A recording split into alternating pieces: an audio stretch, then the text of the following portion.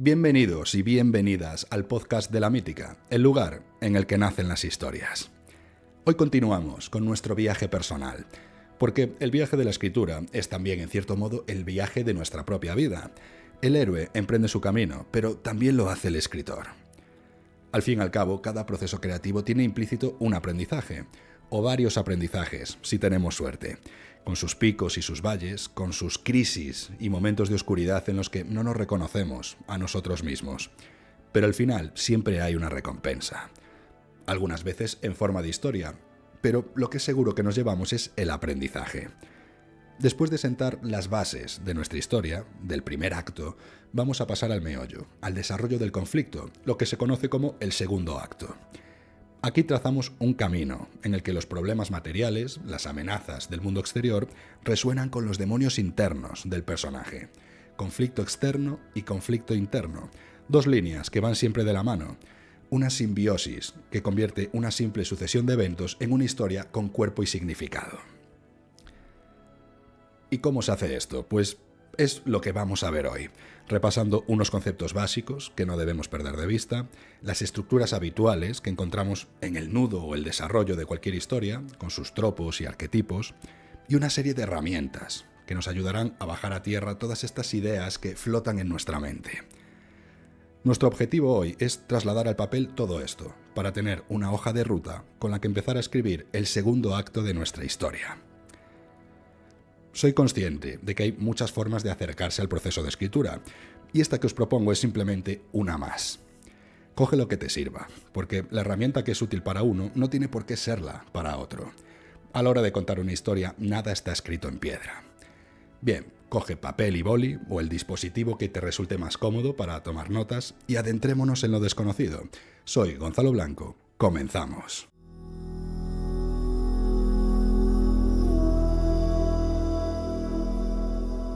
Antes de ponernos a escribir el segundo acto de nuestra historia, es importante manejar algunos conceptos que nos acompañarán durante el proceso.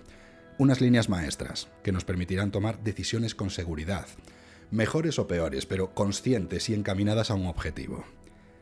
El primero de estos conceptos, y yo creo que el más importante, por eso me voy a detener mucho en él, es el arquetipo de la trama. Es decir, reconocer qué tipo de historia tienes entre manos. ¿Es una aventura de la búsqueda de un tesoro? ¿O un thriller policial, en el que el detective debe desenmascarar al asesino? O tal vez sea una ópera espacial o una propuesta de terror, con fantasmas en una casa encantada. Los arquetipos son estructuras narrativas que se repiten constantemente y a las que estamos acostumbrados. Estos arquetipos pueden hablar del tratamiento de un tema, de un tipo de personaje, o en este caso, de la trama, de estos elementos comunes que definen el aspecto de una historia. Sé que muchos pensaréis que esto va en contra de la originalidad. Cuando empezamos a escribir, nos esforzamos mucho en ser originales, tanto que nos alejamos de estas estructuras y damos con una propuesta que es difícil de explicar, de transmitir al público. Y si el público no es capaz de reconocer tu propuesta, lo más probable es que la abandone en algún punto. Un ejemplo que ya puse en más de un vídeo del canal. Si quieres escribir una búsqueda del tesoro, lo más probable es que necesites un peligro que rodee este tesoro. Algo parecido a un mapa, un viaje a un lugar exótico. Si tu historia no tiene ninguno de estos elementos, a lo mejor lo que quieres escribir no es una búsqueda del tesoro. No sé si me explico. No tengamos miedo a partir de estos arquetipos, de estos tópicos, porque no son más que eso, el punto de partida de una determinada tradición textual. Son estructuras vacías que nosotros debemos rellenar con elementos particulares. Ahí es donde radica la originalidad. Partir de un lugar conocido y romper determinados tópicos para dar con algo distinto. Mi consejo es que cojas una propuesta conocida e intentes darle un giro. Por ejemplo, La maldición de Hill House es la historia de una casa encantada con fantasmas. Un arquetipo que no inventó Shirley Jackson, la autora, pero sí que supo darle otro aire. Partió de esta estructura conocida de fantasmas y casas encantadas para contar la historia de una familia disfuncional, que se rompió durante la infancia de los hijos en esta casa encantada que es Hill House. Esta novela, de la que Mike Flanagan hizo una adaptación maravillosa para Netflix, se dedica a explorar los traumas de los miembros de esta familia. Tenemos algo reconocible, pero distinto. Partimos de esta estructura, de la casa encantada, para explorar la psicología y los traumas de los personajes. ya tiene otro aire. Piensa en cualquiera de tus obras favoritas. Estoy seguro de que todas ellas obedecen a una serie de arquetipos que ya habíamos visto en otro sitio. La gracia es que estos tópicos se cuentan desde otro punto de vista, o se mezclan con tópicos de otros géneros y arquetipos. Piensa en estas estructuras como los ingredientes de la receta de tu historia. Evitarlos es como querer hacer una tortilla sin huevo o un risotto sin arroz. Puedes innovar lo que quieras en tu risotto. Echarle carne, pescado, setas, verduras, un queso más fuerte, más suave, pero vas a partir de algo conocido, que es el risotto. Y digo más, puede que incluso tu risotto no lleve arroz, pero si alguien va a tu restaurante y le quieres explicar en qué consiste ese plato que hay en tu carta, seguramente le dirás, esto es un risotto, pero sin arroz. Tú partes del concepto del risotto, para que en la mente del comensal quepa este plato tan extraño. Para que al menos pueda imaginarse mínimamente qué es lo que se va a comer, porque si no, lo más probable es que no se lo pida. Pues con las historias ocurre lo mismo. En resumen, reconocer el arquetipo de trama en el que se mueve tu historia es fundamental. De hecho, es algo que debes tener claro ya a la hora de diseñar el primer acto, pero prefiero profundizar aquí, porque es en el segundo acto donde todos estos elementos florecen, donde descubrimos cómo funciona este mapa, cuál es el lugar al que hay que viajar y cuál es el peligro que encierra este tesoro. Bien, otro tema importante es la diferenciación entre el conflicto externo y el conflicto interno en tu obra. El primero se refiere al problema, o a los problemas materiales a los que se enfrenta el protagonista. Entregar los planos de la Estrella de la Muerte o destruir el Anillo Único, por ejemplo. Y el conflicto interno es esa lucha que se libra en el interior del personaje, esa herida que tiene en su interior, ese algo que está roto dentro de él y que se recompone en el transcurso de la historia. Marlin, en Buscando a Nemo, debe asumir que no puede proteger a su hijo eternamente, que lo más seguro es que eso le impida crecer. Ese es el aprendizaje que adquiere durante su aventura y la resolución de su conflicto interno. Ambos conflictos son igual de importantes, porque el externo genera tensión, esas ganas de querer saber qué es lo que ocurre más adelante, y el interno nos permite conectar con el personaje y nos da una visión del mundo, ese aprendizaje del que estamos hablando. Debes diferenciarlos bien para que en determinados puntos de la historia confluyan. En esto profundizaré más adelante, pero la idea es que los puntos clave de la historia aunen el conflicto externo y el conflicto interno. Para que me entiendas, el clímax de la historia es el momento en el que se resuelve el conflicto externo. El héroe consigue su objetivo y neutraliza la amenaza. Pero también se resuelve el conflicto interno. Se evidencia el aprendizaje del personaje y lo que ha cambiado durante la historia. Lo que tampoco puede faltar en nuestro segundo acto son nuevos personajes. El protagonista conocerá aliados y enemigos, que se alinearán en uno o en otro bando, o en un tercer o en un cuarto bando, dependerá de la complejidad del conflicto que plantees. Y estos nuevos personajes muchas veces traerán consigo tramas secundarias, pequeñas ramificaciones que tarde o temprano confluirán con la trama principal, porque al fin y al cabo forman parte de la misma historia. Estas tramas secundarias, al igual que los personajes que las protagonizan, amplían el foco del relato. Piensa que tú vas a tratar un tema o una serie de temas en tu historia. Pues estas tramas y personajes abordan estos temas o ramificaciones del tema principal desde una perspectiva diferente. Un ejemplo muy claro es Juego de Tronos, la saga de Canción de Hielo y Fuego. Si esta historia nos habla, entre muchas otras cosas, del poder, de su corrupción y de intrigas palaciegas, las tramas secundarias, que son muchas, abordan estos grandes temas desde diferentes ángulos. Presentan personajes con conflictos que derivan de esta problemática principal, que es el Juego de Tronos, la lucha encarnizada por el poder. Aquí tengo que haceros una advertencia. Cuidado con las tramas secundarias. Es fácil pasarse de frenada y encontrarte en el segundo acto con más personajes e historias de los que puedes cerrar en una sola entrega. Si tienes una obra autoconclusiva, tienes que podar, renunciar a alguna de ellas. Y si tienes una saga, vigila bien en qué entregas tratas qué personajes y tramas secundarias. Es difícil determinar con exactitud una cantidad de personajes o tramas que puedes tratar en una sola novela o una sola película. A mí me ayuda a pensar en el clímax. Ahí todo confluye, todo se resuelve. ¿Cuántas tramas dirías que pueden confluir en ese único evento que es el final de tu historia? ¿2? ¿3? ¿4? No creo que muchas más. Si tienes más de 3 o 4 tramas, lo que yo haría es unificarlas poco a poco a lo largo del segundo acto, para no encontrarte al final con un sindiós de personajes y conflictos sin resolver. Y estas tramas secundarias, por mucho que dependan de la historia principal, deberían tener una identidad propia. Me refiero a estos arquetipos de trama, de los que hablábamos antes. Mi recomendación es que estas pequeñas historias también tengan su propio arquetipo. Cuando la comunidad se separa, en El Señor de los Anillos, tenemos por un lado la trama de Frodo y Sam, que sería como un diario de viajes. Pero Merry y Pippin tienen la suya propia, en la que ayudan al bosque de Fangorn a liberarse de Isengard, que sería otro arquetipo distinto. Luego Aragorn tiene su romance con Arwen y así.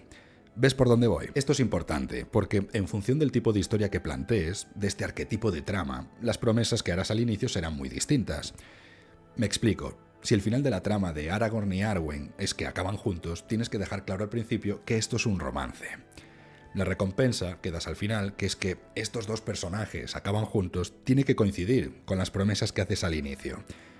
Esto parece muy evidente, incluso una tontería, pero te sorprendería la cantidad de novelas y películas que no son satisfactorias precisamente por este problema. No dejan claro en qué tipo de historia nos estamos adentrando, y cuando llega el momento de la recompensa, sentimos que eso no es lo que nos habían prometido. Recordad de lo que hablábamos en otro programa. El primer acto es una gran promesa de lo que el público verá a lo largo de la historia. Muy relacionado con esto está otra de las ideas que me gustaría apuntalar, que es la sensación de progreso, un concepto del que habla mucho Brandon Sanderson.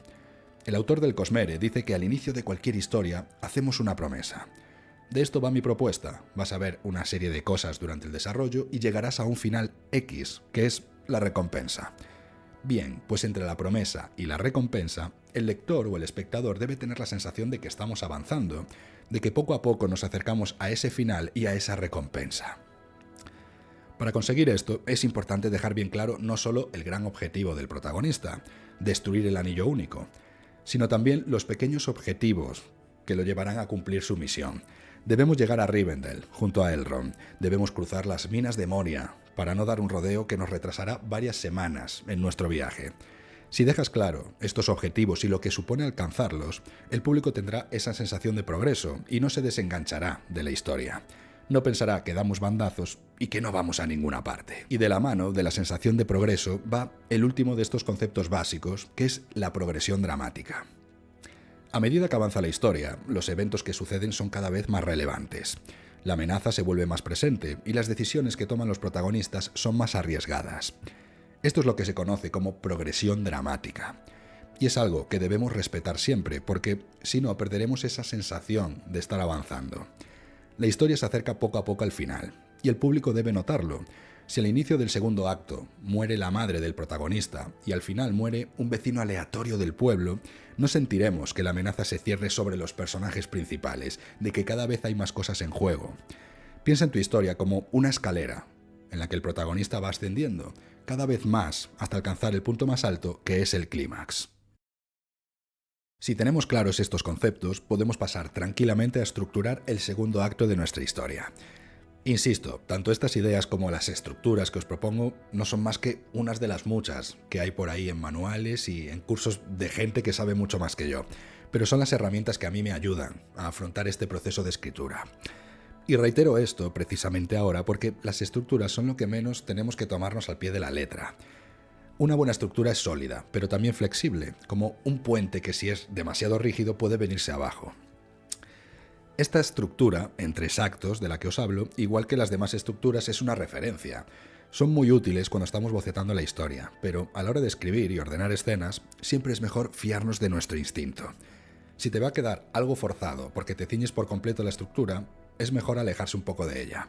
No seamos esclavos de ninguna estructura. Bien, si partimos de esta estructura aristotélica, la clásica de los 3 actos, el nudo o el desarrollo comienza con el primer punto de giro y termina con el segundo punto de giro. Se llaman así puntos de giro porque son los momentos en los que el personaje toma un nuevo rumbo, que es lo que marca el paso de un acto a otro. El primer punto de giro, del que ya hablamos en un anterior programa, es el momento en el que el protagonista decide embarcarse en la aventura, adentrarse en lo desconocido, para resolver el problema o cumplir su deseo. Y aquí vamos a recuperar esa idea de diferenciar el conflicto externo del conflicto interno. El primer punto de giro y los demás puntos clave que veremos en este bloque es uno de esos momentos en los que ambos conflictos se unen. Luke Skywalker no decide solo acompañar a Obi-Wan y adentrarse en los caminos de la fuerza. Decide viajar a esas estrellas a las que su tío no le permitía ir, pero con las que siempre había soñado. Esa decisión de resolver el conflicto material, que es llevar los planos de la Estrella de la Muerte a la rebelión, resuena con el interior del personaje, de algún modo. Luke toma una decisión que aquella misma mañana era inconcebible. El héroe vence ese miedo, ese vértigo que da salir de la zona de confort. Otro punto clave en el desarrollo de cualquier conflicto es el punto medio. Como su propio nombre indica, divide la historia en dos partes iguales. Y creo que este punto es el más flexible, porque se puede entender de diferentes maneras. En algunas obras funciona como un punto de no retorno.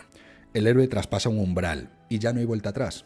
En la Comunidad del Anillo, el punto medio es el momento en el que Gandalf cae al vacío con el Balrog, algo que marca un antes y un después para los protagonistas. Este evento también puede suponer una intensificación de la amenaza, que es otra forma de entender el punto de no retorno. Por ejemplo, en la primera película de Harry Potter, este punto llega cuando descubren que alguien piensa robar la piedra filosofal. Hasta ese momento, la idea era adaptarse a este colegio de magia, no enfrentarse a una amenaza, como podría ser Voldemort al final de la película. Y en otras historias, el punto medio refresca el conflicto, por así decirlo. El personaje tiene un deseo al inicio de la historia, se marca un objetivo y algo ocurre que cambia un poco las reglas de juego. Por ejemplo, el punto medio de la primera película de Matrix es cuando el oráculo le dice a Neo que él no es el elegido. En cualquiera de estos casos, yo creo que es fundamental que para este momento ya se aprecie un cambio en el personaje. Por eso muchas veces en esta secuencia asume que lo que quería al principio no es lo que realmente necesita, o que la situación ha cambiado tanto que el verdadero objetivo es algo mucho mayor de lo que se había planteado. De nuevo, conflicto externo y conflicto interno confluyen. Por un lado, la amenaza se intensifica, y por otro, se empieza a evidenciar un cambio en el personaje. Siguiendo el desarrollo de la historia, en la segunda mitad, casi al final, el héroe sufre una derrota durísima.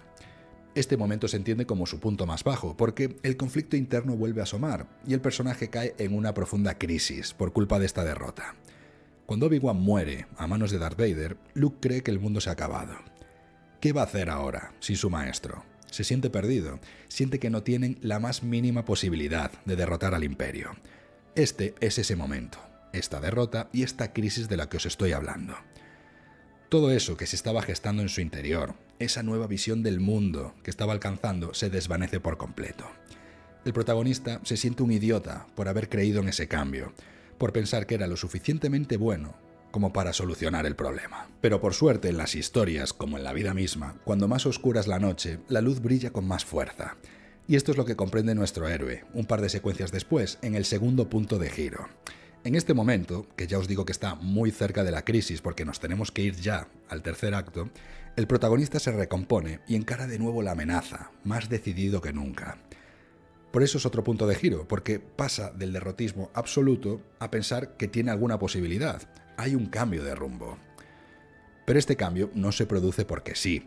El personaje obtiene algo, una nueva información, descubre una debilidad en su adversario, encuentra inspiración en algún lugar o gracias a otro personaje, lo que tú creas que el héroe necesita para levantarse y seguir luchando. Y con esto llegamos al final del segundo acto. Estos puntos clave que os muestro no solo son muy útiles porque inciden en el conflicto interno del personaje, también porque nos ayudan a dividir la historia en secuencias más pequeñas y fáciles de abordar. No es lo mismo partir de ese momento en el que el héroe deja su pueblo y tener que llegar a esa gran derrota que tener algunas pausas por el camino. Son trayectos más cortos que podemos planificar de una forma más sencilla, así que cuanto más podamos fragmentar nuestra historia, menos vértigo nos dará ir de un punto a otro. Tendremos pequeñas secuencias que sabemos cómo empiezan y cómo terminan. Y para facilitar todavía más las cosas, hay otros dos puntos de los que no se habla mucho, pero que a mí me resultan muy útiles, que son las pinzas. Tendríamos dos pinzas, la primera entre el primer punto de giro y el punto medio, dividiendo la primera mitad del segundo acto en otras dos mitades. Y la segunda, adivinad, entre el punto medio y el segundo punto de giro. Gracias a estas dos pinzas nos quedaría un segundo acto dividido en 4 partes, en 4 pequeñas secuencias mucho menos temibles. ¿Y cómo funcionan estas pinzas? Pues son puntos fuertes, pero no tan fuertes como los puntos de giro o el punto medio. Son sucesos que anticipan lo que está por venir. Así, la primera pinza anticipa lo que ocurrirá en el punto medio, mientras que la segunda adelanta lo que ocurrirá en esa gran derrota, en la crisis del personaje. Piensa en estas pinzas como eventos que permiten que los siguientes puntos fuertes ocurran. El punto medio no podría darse sin la primera pinza, y la gran derrota no ocurriría sin la segunda pinza. Esta es una forma de entenderlas que a mí me ayuda, pero tú puedes darles tu propio sentido. Igual que ocurre con los demás puntos clave que tienes marcados en tu estructura, lo importante es que sepas qué es lo que significa cada pinza en esa imagen completa que es tu historia. Ahora nos vamos a detener un momento, de nuevo sí, en el viaje del héroe. Esta estructura de 12 etapas que se repite en infinidad de mitos y cuentos fantásticos. Es difícil que una historia de hoy en día se ajuste por completo a esta estructura, aunque hay casos como Star Wars, pero sí que nos ofrece esquemas y arquetipos que podemos incluir en nuestra historia de una forma relativamente sencilla. En el segundo acto tenemos arquetipos como las pruebas o el acercamiento a la caverna más profunda, entre otros. Pero no vamos a profundizar en todos, porque muchos repiten conceptos que ya acabamos de ver. Una etapa que sí que creo que merece un espacio en este programa es la muerte metafórica, también conocida en otras versiones como la primera gran prueba. A mí me gusta más la muerte metafórica, porque creo que refleja mejor esa fase del desarrollo del personaje. Ahora veréis por qué. Las historias son un constructo que nos habla del cambio, del aprendizaje, y muchas veces eso implica dejar atrás ciertas creencias o ideas para dar paso a una nueva visión del mundo. Por eso hablamos de muerte metafórica. En este punto, algo dentro del protagonista cambia para siempre. Ponemos a prueba a nuestro héroe, lo llevamos al límite, hasta la oscuridad más absoluta, esta crisis de la que hablábamos, y cuando consigue salir es una persona nueva. Ha adquirido ese último aprendizaje que necesitaba para cumplir su objetivo. En Star Wars, Luke Skywalker se introduce en la Estrella de la Muerte para liberar a Leia, que en el viaje del héroe se conoce como la caverna más profunda o incluso el vientre de la ballena. Como veis, todo esto es bastante metafórico, así que pensad siempre en el simbolismo. Indiana Jones entra en el templo maldito. Marlin, en Buscando a Nemo, se introduce literalmente dentro de una ballena. Saliéndonos de la fantasía, esto podría ser también la guarida del asesino que el policía debe de tener, por ejemplo. Pensad en un espacio que encaje en vuestra historia, peligroso, amenazante, y que ponga a prueba a vuestro héroe, que lo pase mal y consiga salir a flote cuando todo parece perdido. Como os decía, en la Estrella de la Muerte hay una escena en la que Luke y sus compañeros se introducen en un contenedor de basura. Está lleno de agua, y allí abajo hay un ser que atrapa a Luke y se lo lleva a las profundidades. Por un segundo llegamos a creer que el héroe ha muerto, pero no. Cuando todo parece perdido, Luke sale a la superficie, y es como esa imagen simbólica del héroe que renace. Este Vía Crucis Luke lo vive en la Estrella de la Muerte durante toda esta operación de rescate, pero es este momento el que simboliza la muerte metafórica. ¿Y de dónde viene todo esto de la muerte metafórica? Pues una de las fuentes originales podría ser el mito de Orfeo y Eurídice. Orfeo y Eurídice están enamorados, pero ella muere, así que Orfeo decide bajar al inframundo para pedirle a Hades y a Perséfone que dejen a su esposa volver al mundo de los vivos. El inframundo, recordad ese espacio, esa caverna más profunda, el vientre de la ballena. El dios accede, pero con una condición. Orfeo debe subir primero al mundo exterior. Eurídice irá detrás, pero él debe confiar. No puede mirar atrás. Si lo hace, ella se quedará para siempre en el mundo de los muertos. ¿Y qué ocurre? Pues que Orfeo mira atrás y pierde para siempre a su amada. Igual que Luke Skywalker, en el inframundo, Orfeo conoce el sacrificio y la pérdida, pero también se lleva un aprendizaje. El amor persiste por encima de todo, es cierto, pero de nada sirve si no hay confianza. Es muy importante que os preguntéis siempre por la huella mitológica de cualquier historia, de cualquier arquetipo como este. Al final, los mitos son la primera manifestación de las historias que consumimos hoy en día, en el cine o en cualquier plataforma. Y aunque la mayoría de ellas no obedecen a un único mito concreto, estos relatos nos han dejado pequeños esquemas que podemos introducir en nuestros trabajos. Una huella imborrable, que es común a todas las culturas y, por supuesto, a todas las historias. Como acabamos de ver, unido a esta muerte metafórica, a esta primera gran prueba, suele haber una recompensa, que es la siguiente etapa del viaje del héroe y lo que marca el final del segundo acto. En la Estrella de la Muerte, Luke pierde a Obi-Wan, a su maestro, pero también consigue liberar a Leia, y esto tiene una carga simbólica importante. No solo es cuestión de salvar la vida de la princesa, sino de recuperar un activo importantísimo para la rebelión. Aquí encontraríamos la huella de otro mito clave, que es el rapto de Perséfone y el mito de la primavera, pero profundizaremos en él en otro momento. La cosa es que, después de este calvario, el héroe sale reforzado, obtiene un objeto mágico que lo ayudará a neutralizar la amenaza, un aprendizaje, una información clave para alcanzar la victoria. El héroe sufre una pérdida, pero recibe una recompensa. Ahora vamos con algunas herramientas, con recursos más prácticos. Una de las tareas que siempre recomiendo hacer al planificar cualquier historia, en especial el segundo acto, es hacer un análisis del conflicto. Así sabremos de antemano si nuestra premisa da de sí, si tendremos suficientes situaciones que plantear en el segundo acto, que ya os digo que se hace eterno cuando llega el momento de planificar las diferentes escenas. Hay premisas que se sostienen por sí solas. Tenemos que ir de la comarca al monte del destino, o tenemos que destruir al monstruo que está arrasando la ciudad. Pero incluso en estos casos no está de más pararse a pensar qué tipo de obstáculos podemos poner a nuestros personajes. Porque este análisis no es otra cosa que un brainstorming. Tú tienes la idea de una historia que es un romance.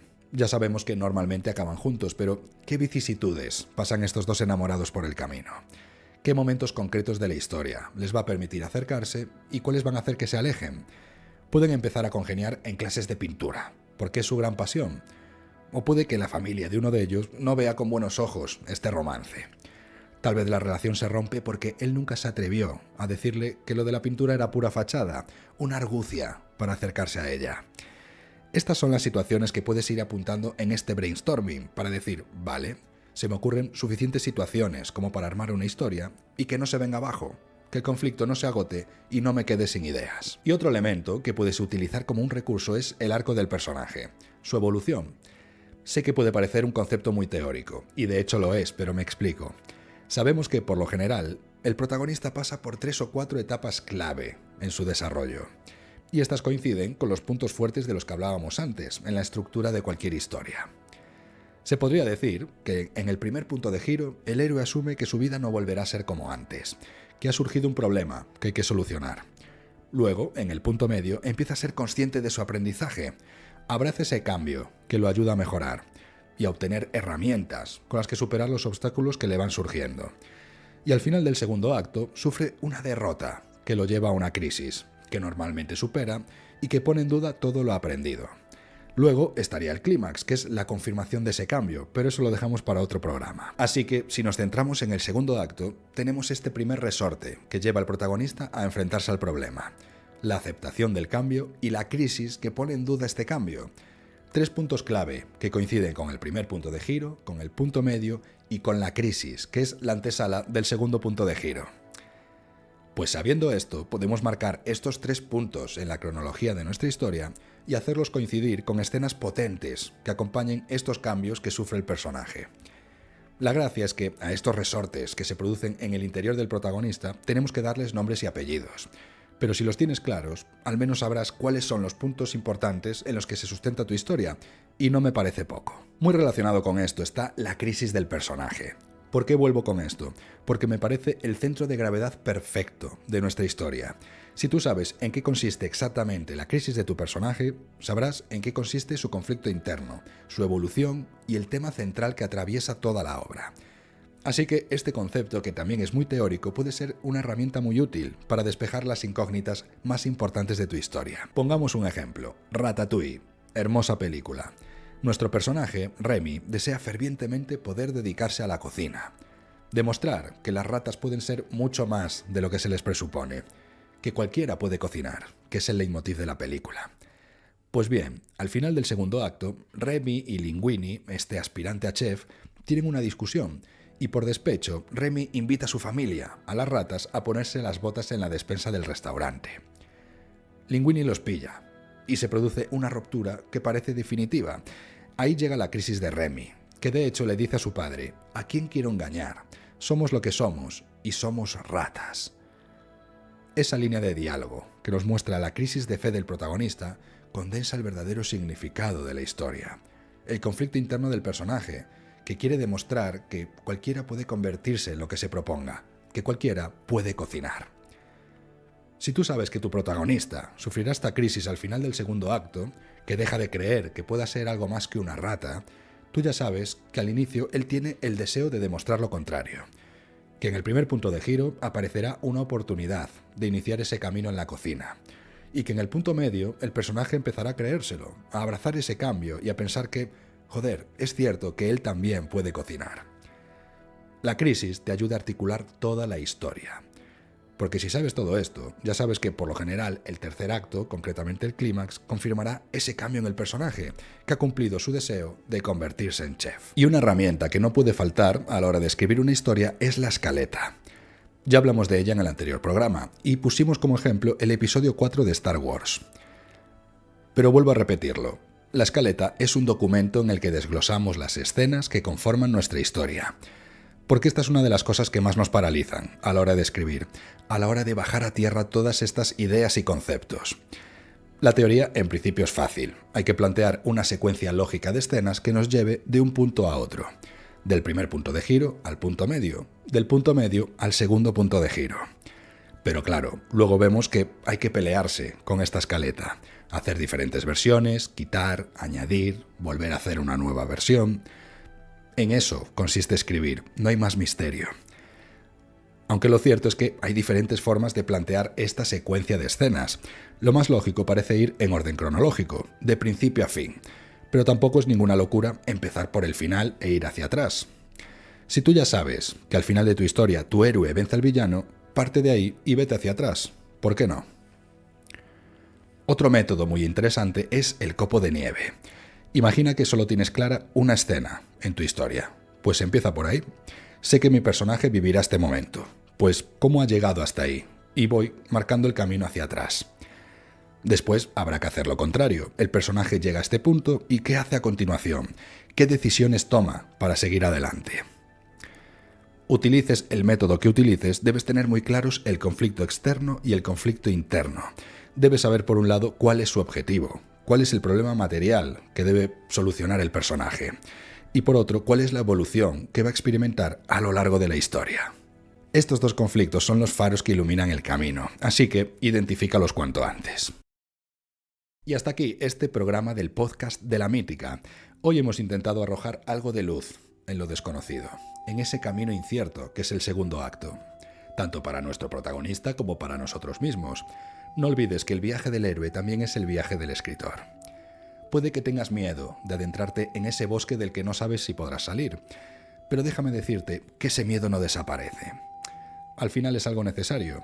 Piensa que enfrentarse al miedo es lo que realmente significa ser un héroe, o en este caso, un escritor. Así que lánzate, prueba cosas, equivócate, aprende y vuelve a intentarlo. Escribe, corrige y reescribe. Ese es el único modo que conozco de dar forma a una historia, esbozando y luego concretando. No dejes que el miedo te impida convertirte en lo que quieres ser. Bueno, no me enrollo más. Portaos bien y hasta pronto.